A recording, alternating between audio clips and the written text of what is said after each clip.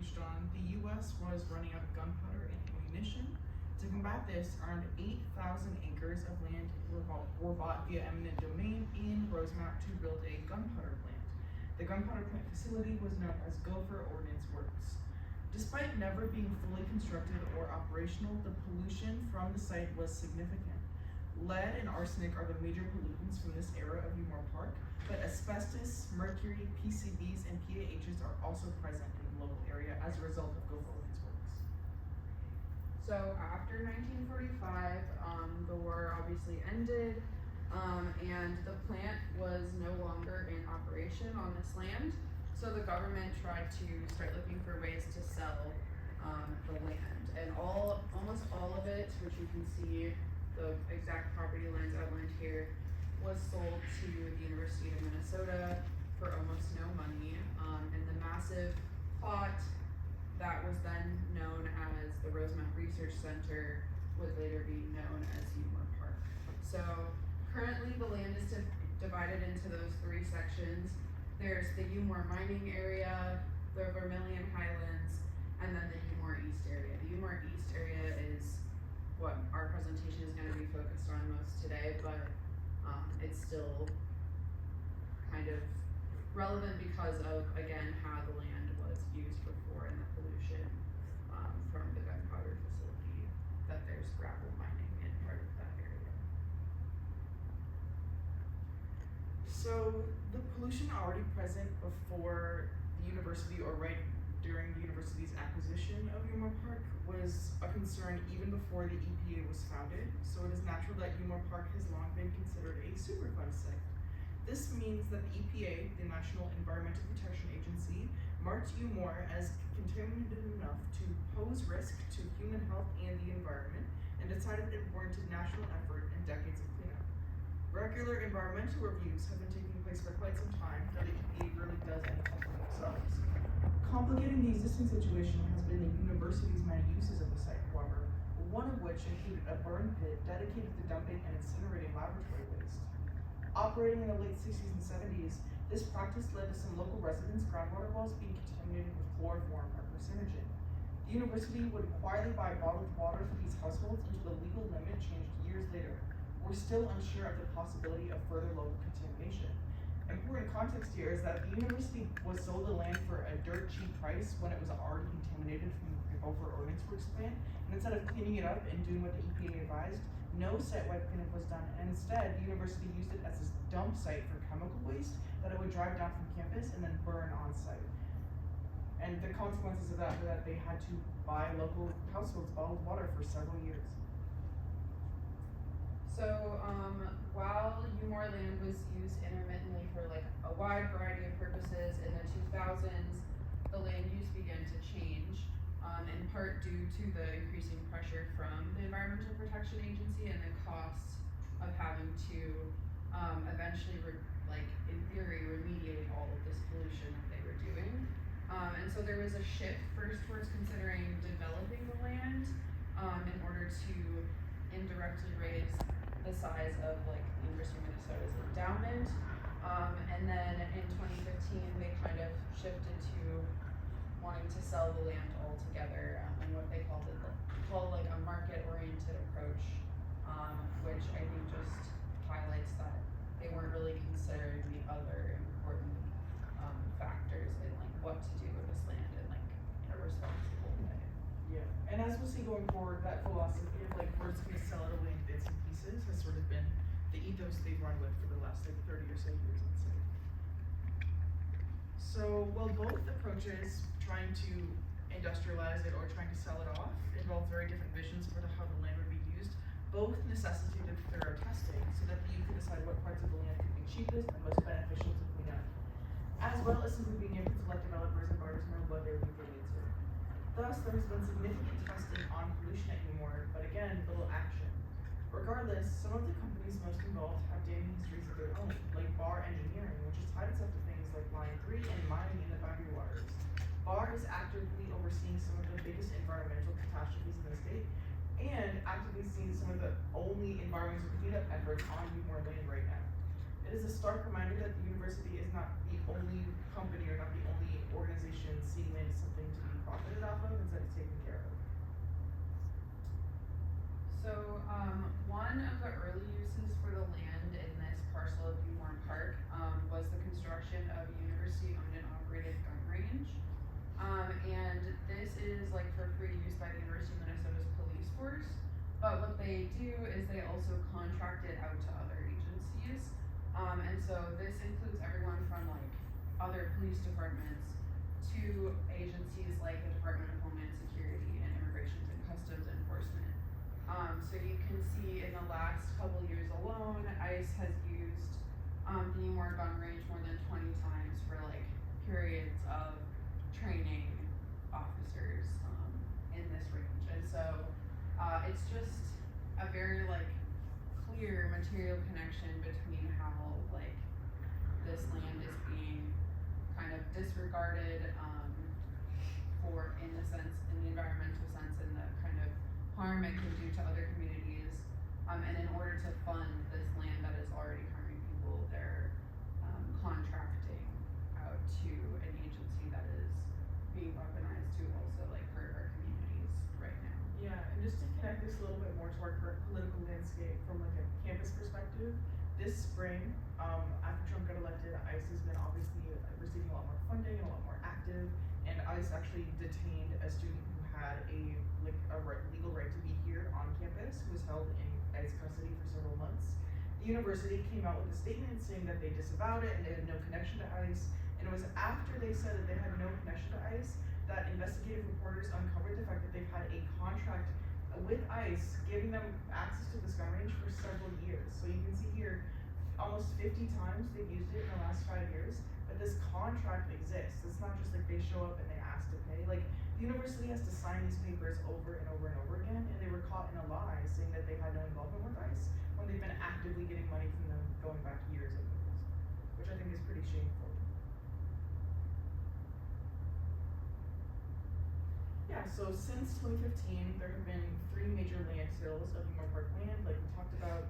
They're kind of trying to sell it, get it away, not be responsible for it these days. Large portions have been allocated for gravel mining, which is what we talked about earlier with the UWar mining area. Portions have been sold for suburban development, and a section in the northeast corner was sold to build a metadata center, which I'm sure you're all well aware of at this point.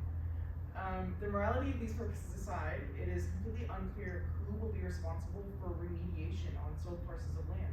Originally, it seemed like the US government was responsible to clean up its mess after the gunpowder plant stopped being operational. And then it was sold to the university, and the university said, okay, we're gonna agree to take responsibility and clean this mess up.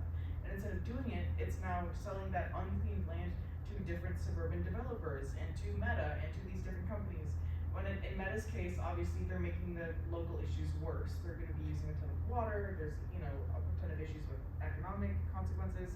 But when it comes to suburban development, if you go back to the 80s, there was chloroform in groundwater wells, and the university had to buy people bottled water. We're unsure of the level of contamination that would be in these people's backyards, in their air, in their groundwater, because the testing just hasn't been sufficient.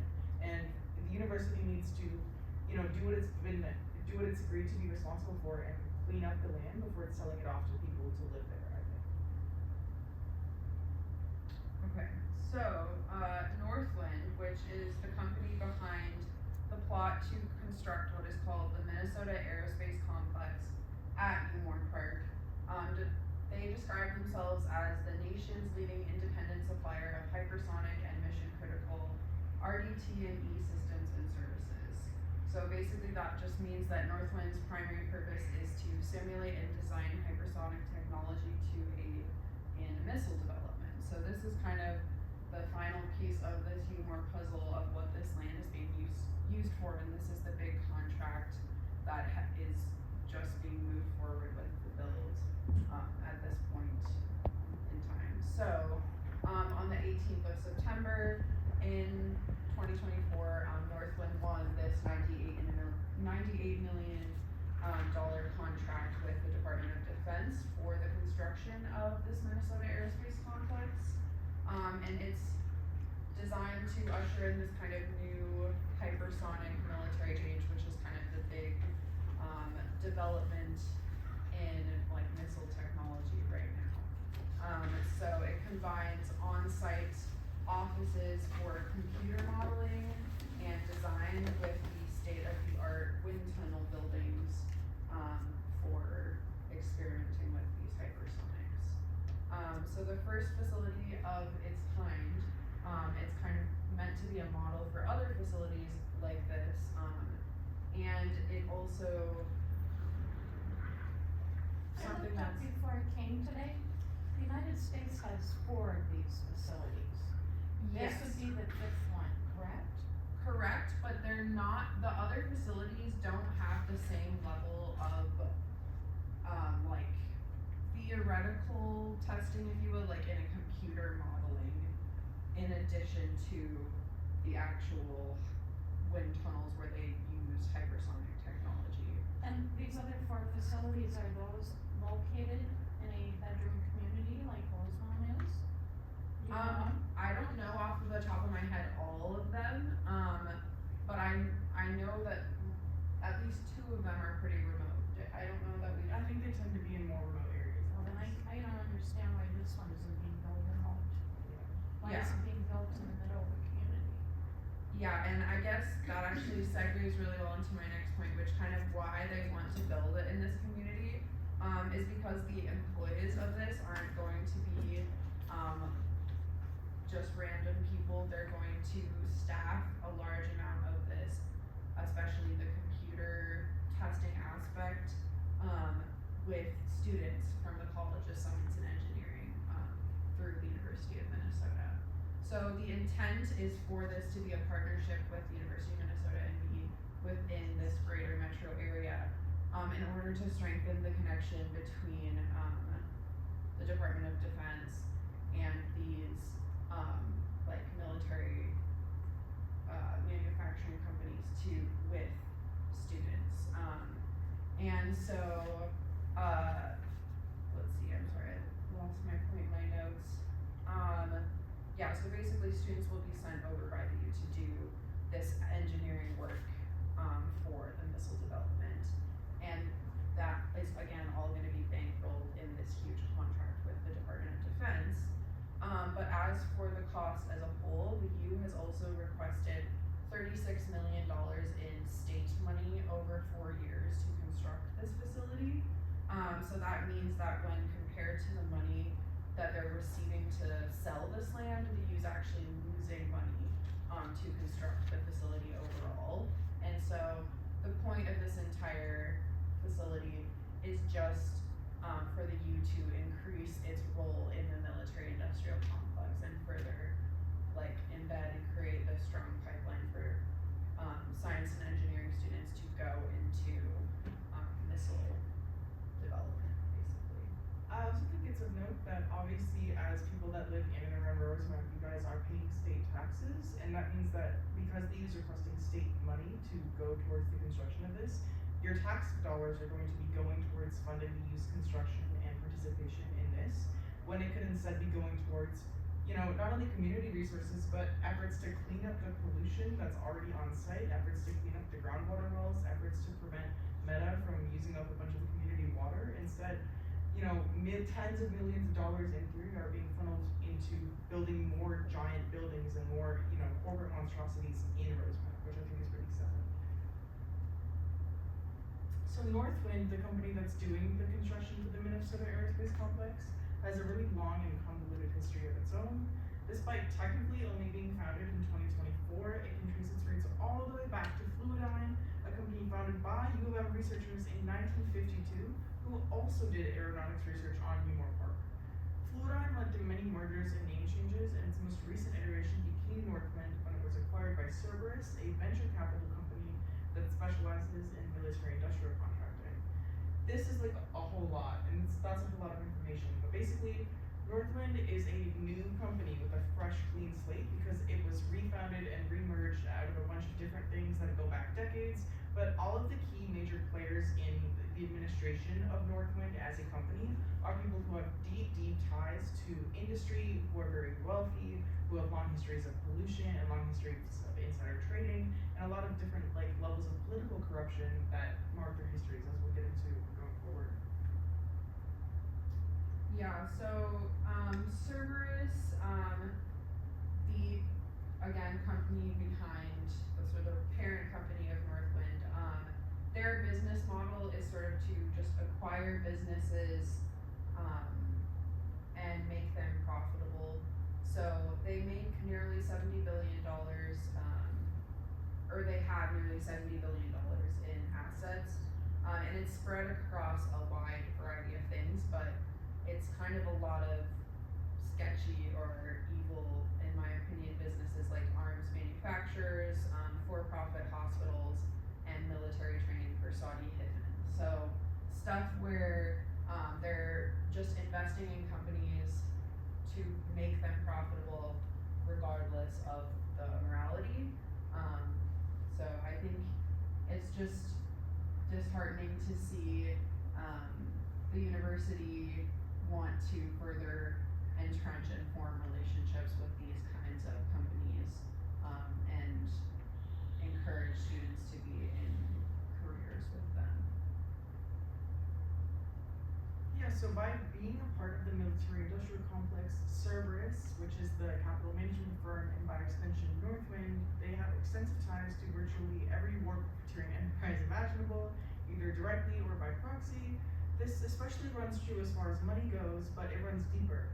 Defense contracting is a small world, and a lot of these ties between different executives and different politicians are very personal.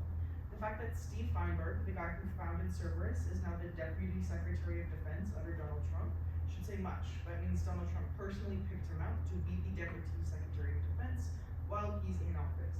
You'll also note that many of the executives here have shared histories between Cerberus and Northwind, and you'll see mention of Leidos several times, as well as mention of government, which is a little bit vague. Leidos is a military intelligence company with deep ties to Israel that has been actively supplying the ongoing genocide and famine in Palestine. And it's also of note that for many of these higher-ups that worked in government, they either directly worked for the Bush administration during the invasions of Iraq and Afghanistan, or were doing like foreign CIA press tours. But for many of these people, they have really, really deep ties to sort of the Republican establishment at large. So the kind of last link in this chain between Northwind and this deal is the university, which is supplying companies like Northwind with the young engineers that they will need to maintain and expand their operations. So rather than being a passive partner, the University of Minnesota and Rebecca Cunningham, who is the new president of the University of Minnesota, this will be her second year, she has been seeking to, again, really strengthen these ties with the military-industrial complex. And so that quote there, in her own words, she said, "If we're to truly excel, ensuring national security is absolutely paramount, and the University of Minnesota is well positioned to play a leading role in bolstering national security efforts," which, when you see the group of people that she is standing with, it kind of becomes clear what that more vague statement is kind of directly nodding towards. So we see the Lockheed Martin vice president there, which is another arms manufacturer, and also the one of the higher ups in Cerberus, and so it's just, again, concerning as students, and I think as hopefully we've made clear the connection to this project in this community, to see that kind of all of us are being sold out for connections with people that really probably don't have the best interests of all of us and, you know, our country at large. So yeah. So the glue that is seeking to hold this extensive network of people together is the recently founded Minnesota National Security Ecosystem. It's basically a lobbying group, and the exclusive interest of the lobbying group is to build and strengthen the military-industrial academic complex in Minnesota. This is a cute little graphic I picked off their website. Members of this alliance include prominent companies like 3M, which I know they're a very famous Minnesota company, and they also have a long history of environmental violations and labor violations in the state. BAE Systems and General Dynamics, both of whom again are arms manufacturers that are deeply connected to Israel. Northwind itself and then both the University of Minnesota and St. Thomas. Our very own University of Minnesota Vice President of Research and Innovation is a board member of the Minnesota National Security Ecosystem. The explicit goal of this is to funnel students into weapons development and lobby the government for defense spending. What I think is interesting is that if we're going back to the point about the university requesting state money to build the Minnesota Aerospace Complex, as students, we just had one of the biggest tuition hikes in like Big Ten recent history, going back decades. So, the workers are striking on campus because they're underpaid.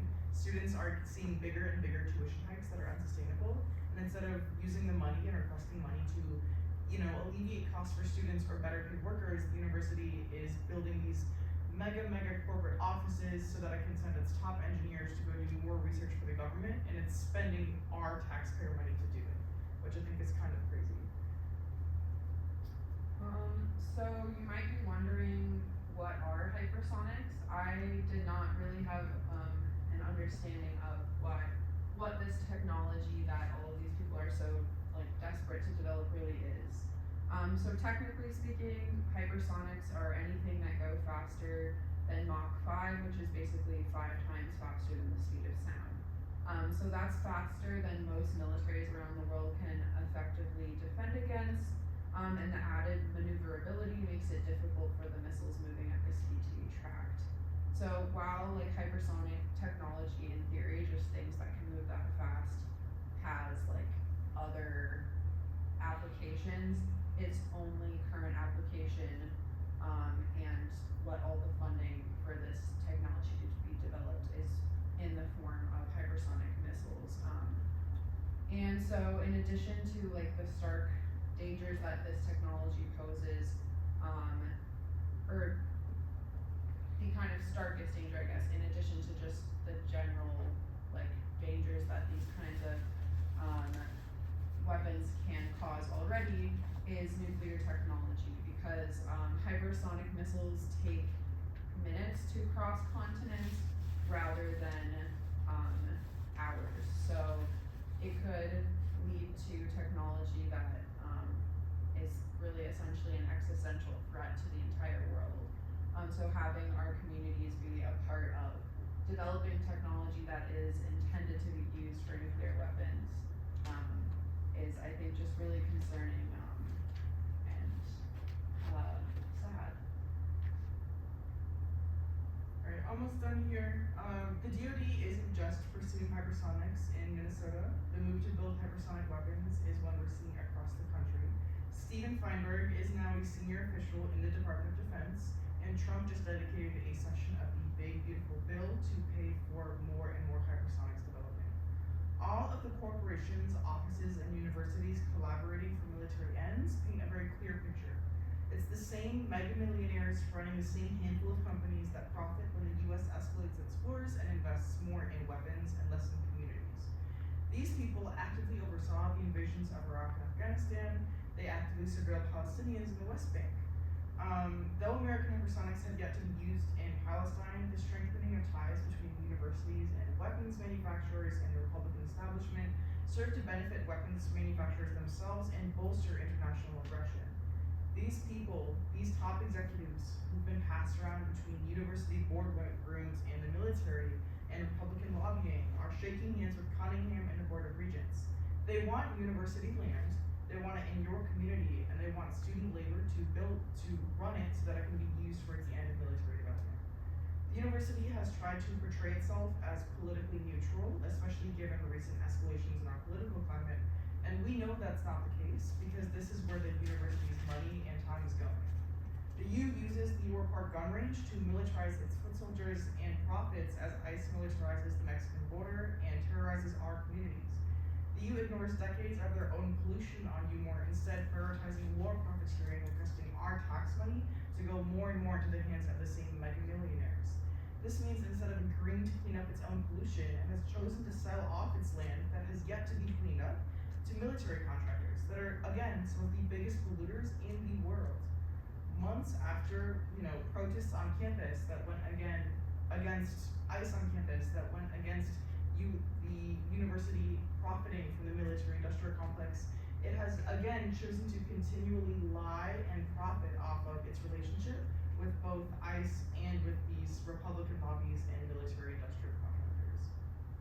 So as SDS and as students, we are building a campaign around the construction of UWar Park. And so the demands that we have for the university are to end involvement with the construction of the Minnesota Aerospace Complex, to stop this build, knowing the level of contamination and the risk that it poses to community members, to the people that would be constructing these buildings, even to the people that would be working there, which they intend to be students. We don't want the university to continue to work with war profiteers. We don't want the university to be working with war profiteers that are currently investing and like supplying weapons for a genocide that's ongoing. And we also don't want the university, or we demand that the university end the contract with ICE. It's disgusting to use the University of Minnesota's money and the University of Minnesota's police department's gun range, which is mainly being just rented out for these other entities, which includes ICE, that is threatening its own students, but that it's claiming to protect. And finally, everyone in this community and everyone involved in UWar Park deserves transparent remediation. There should not be a concern of like what is in the soil, what is in the water. It's easy to answer these questions and to be transparent with the community about what the situation is and what is to be done. So that needs to happen and not be conversations behind closed doors, changing responsibility from party to party. So yeah, if you are, yes. So this was a lot of information. There's much more to be discussed when it comes to factors like north wind, Cerberus, ice, presence, and pollution on UWar Park. You can go to our website by visiting stopuwarpark.com. That's STOPUWARPARK.com, or by scanning the QR code on the left. You can just take your phone camera and look at it, and then it should pop up a link that you can click on. There on our website, you can read up more on UWar, on the different facets of UWar, read more about our demands, and view a 7-minute overview video that we've filmed and produced on the ground earlier this summer. We update our site pretty often with new pages coming out to go in depth on specific topics. So if you are looking to read more about what people on campus have to say, that's a good place to do it. We recently published a Northwind Cerberus page, and we also recently published one going into the history of ICE and UPD as they pertain to the land and to the university.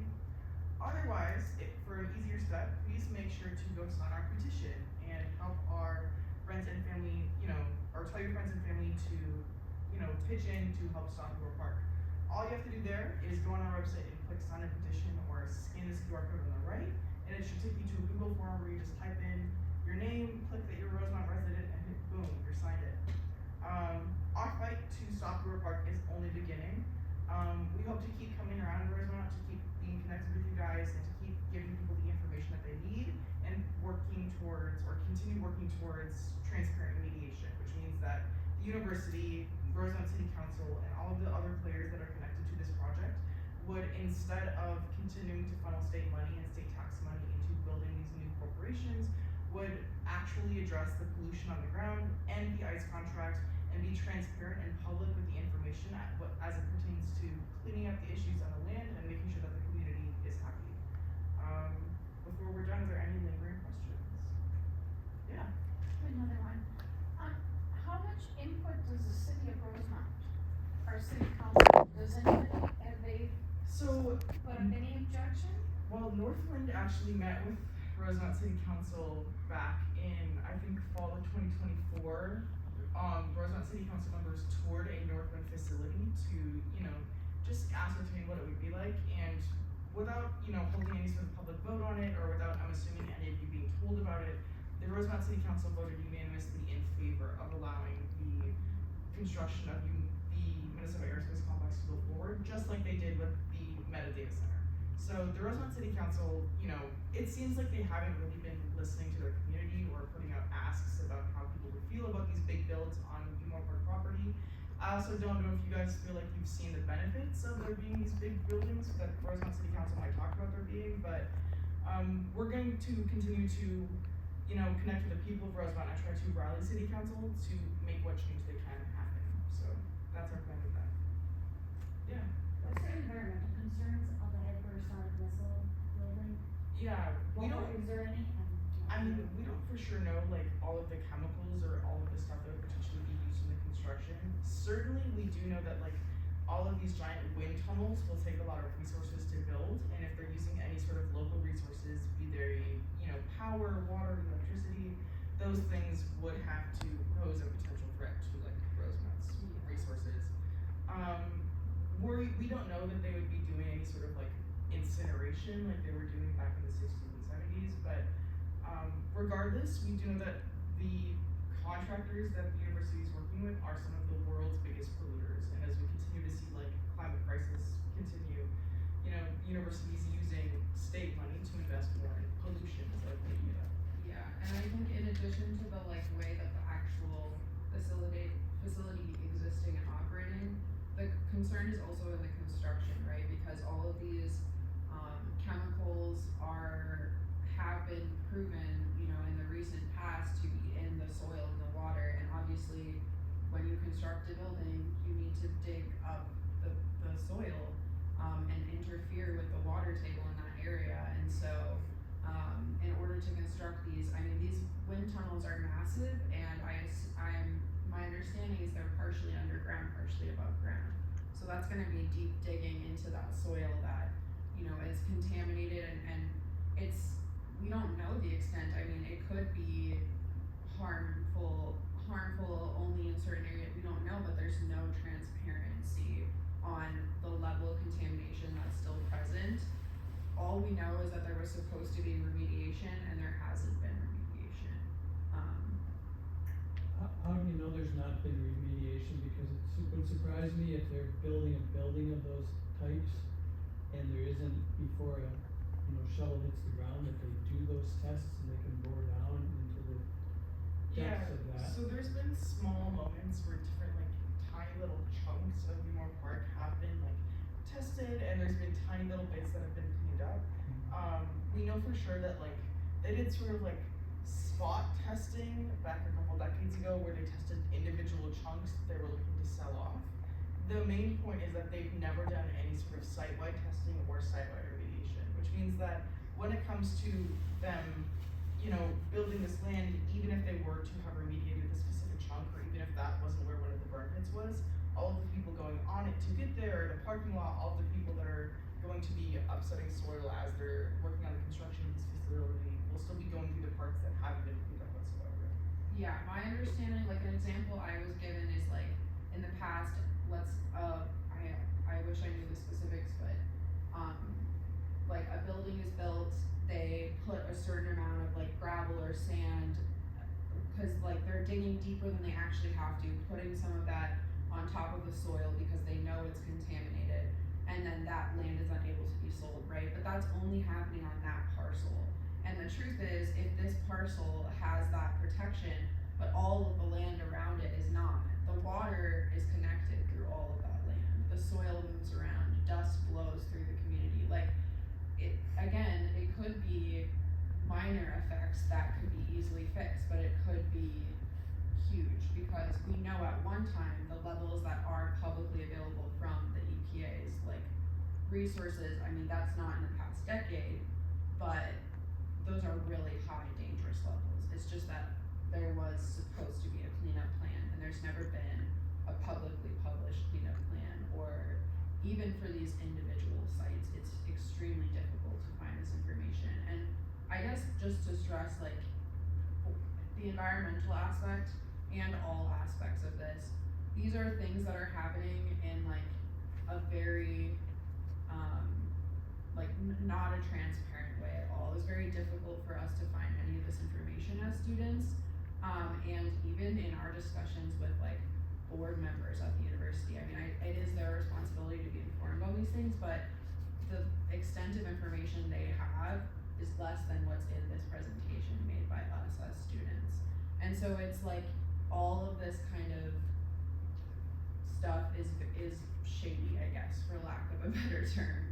So have you spoken at all to the Minnesota Pollution Control Agency about this? Yeah, they're on our list. We have like organizations that we work with that are already working with the MPCA on other projects, on other issues, and they've been sort of unresponsive to public pressure or sort of unhelpful in certain aspects. But you know, part of the goal of channeling this public support and getting signatures is that eventually we can approach the MPCA and say, hey, you know, we have a community of not only students on campus, but a community of people who live in and around Rosemount that are concerned about this thing happening, that are concerned about this site, and we want you to do something about it. When did the construction start for this aerospace? So the construction for this is starting this summer, so it hasn't really begun. My understanding is like technically the land sale has now gone through, but the construction. Yeah, a little secret is that SDS sends people down monthly to check on the construction progress. Right now, or at least from the last time we were down there, I didn't see any on the ground construction yet. We do know for sure that the land sale has gone through. As it pertains to like, you know, are they building things? No, but you know, with the agreement with the DoD and with the state, it looks like they have a 5-year window to complete it. And that'll mostly be during the summer months going forward, but you can expect every summer more and more construction to be happening and the danger of potential contamination to be higher and higher. So I guess the really big timeline would be thinking about bringing up these concerns into one of these meaningful venues or in a meaningful way before next summer, we're not in the hell of winter time. I can't remember whose hand was next to her. Well, Yeah. I have to go in a couple minutes, so I appreciate it. Just a couple more questions. There was an old newspaper article there about ICE, and it said something about the University of Minnesota contract, uncertain if it had been renewed. Yeah. And I just wanted to check on that because what I've heard from sheriff and police is that there is not any training going on actively right now with ICE. But I'm very concerned about ICE coming in. They're hiring more HR people from Minnesota, which is in itself a signal. Yeah. So I'm just wondering if you know further about that. Yeah, so after the investigative report came out that the university had the contract with ICE, part of the public pressure that we were putting on the university was to not only end the contract, but to publicly say and pledge, we are not going to contract with ICE, we're not going to invite them into Rosemount anymore. When we look into these like national funding websites and try to look through registries, we don't see that evidence of the ICE contract having been renewed in the spring. But there's been no public comment from the university about the contract at all. We know that it's existed in the past, and when we went to the university's president and said, hey, you know, what do you have to say about the ICE contract? She's like, oh, it's out of my hands. It's been around here since before I got here, which is sort of like, what? We don't know for sure whether the ICE contract is active or inactive right now. What we're looking for is a public pledge to not only end the contract, but to never contract them again. Because obviously, there will be another season, there will be another contract on the table that they can just as easily sign.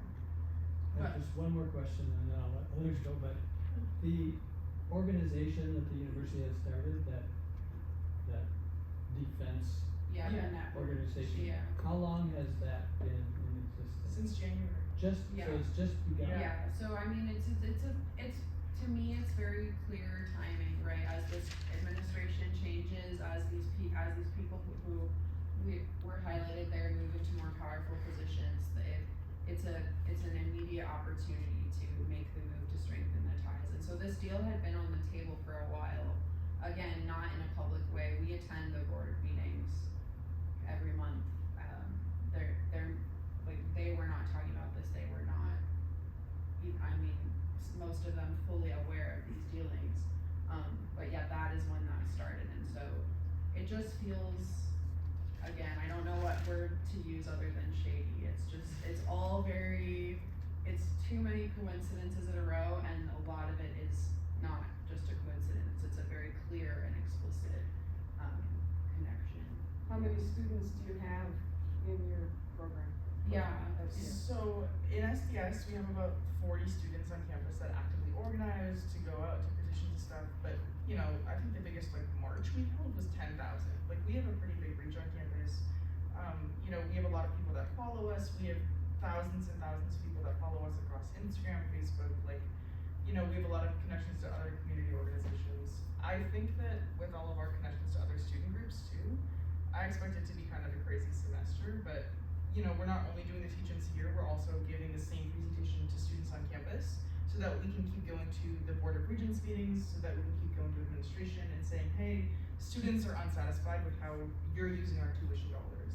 And it's been a very successful campaign on campus so far. All of the students we talk to feel the same way. Question, so are you connected to other chapters of the SDS within like Minnesota, University of Minnesota, Duluth, and Rochester, or whatever?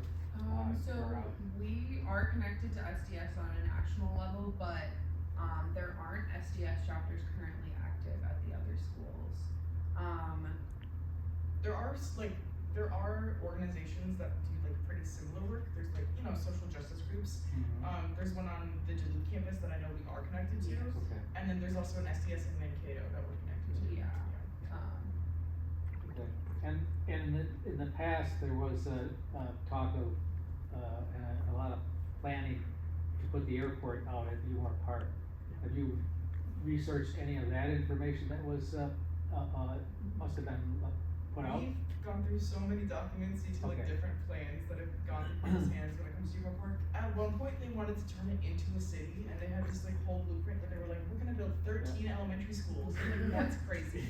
Why would you need that many elementary schools? But I don't know of any active plans to like build an airport or start an airport facility on UWar Park. But if they come out, we will know about that. Well, there was one.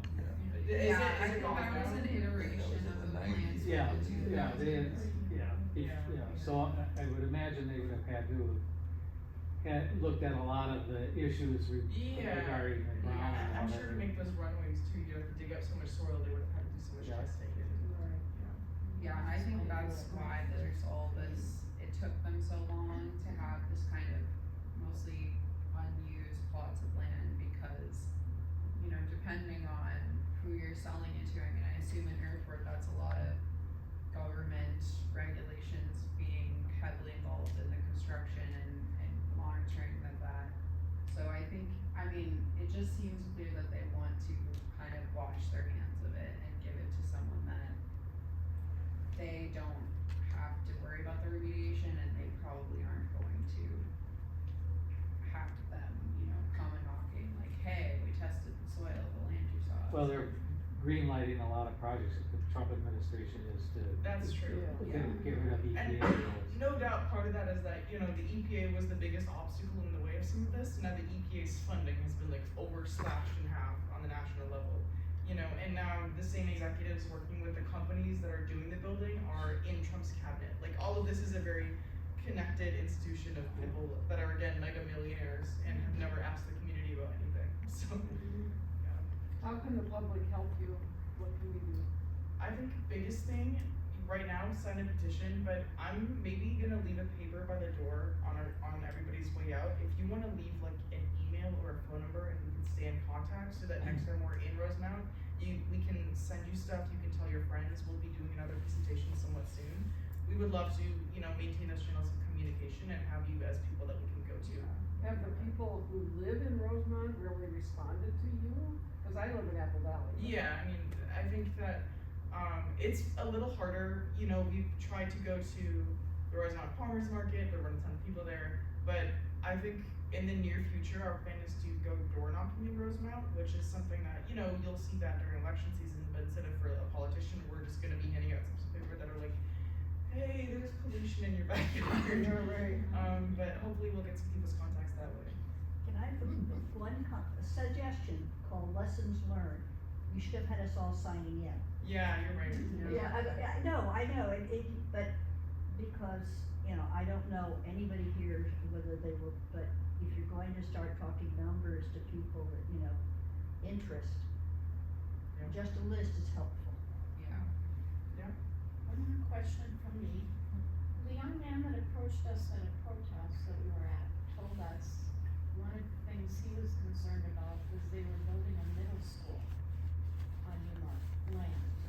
And he was concerned about, was the groundwater looked at? Yeah. Was the contamination cleaned up? Do you have That's- an answer for that? That's a rumor that we've heard that like there might be, you know, a middle school that will be under construction near on Rosemount Park property in the near future. I think it's. Cause I couldn't find it online, I was trying to find it to see, he made it sound like it was already in the process of Yeah. being built. So It is, when I've gone to That's not UMar Park. it says, at least on like, There's a big sign there. Jake, what's up? on the site over there, it is right on 42. If you go there, it does say under construction. And it does say, I believe on Google Maps, or there's a big sign right next to it saying UWar Park. You wanna come up and talk to me? Yeah. I think you'll probably. Here's what I'll say. I think that it's definitely not unlikely that the university's being really nilly with its land. We will likely be unable to find receipts of testing because they've been, again, very, very shady about, you know, who's doing what testing, what information they have. But we have a research team in SDS and, you know, Jake's been in contact with them. We will continue to be doing research on the middle school and with what we find out, we will come back and next time we give this presentation, we will have that added. Yeah, and I mean, the thing is, it's, as much as you want to be like individually involved, like, I feel, as SDS, we feel like a role we have to play in this is that we are students of the university, right? Like, our money as Minnesota taxpayers, our money as students is going towards this, and we have the ability to pressure our administration, right? But as Rosemount community members, or like whatever role you play in like this whole web of stuff, there are like a lot of pressure points, people that can, you know, affect this in ways that you can get more people to be connected. I'm losing my train of thought a little, but I think, the point is,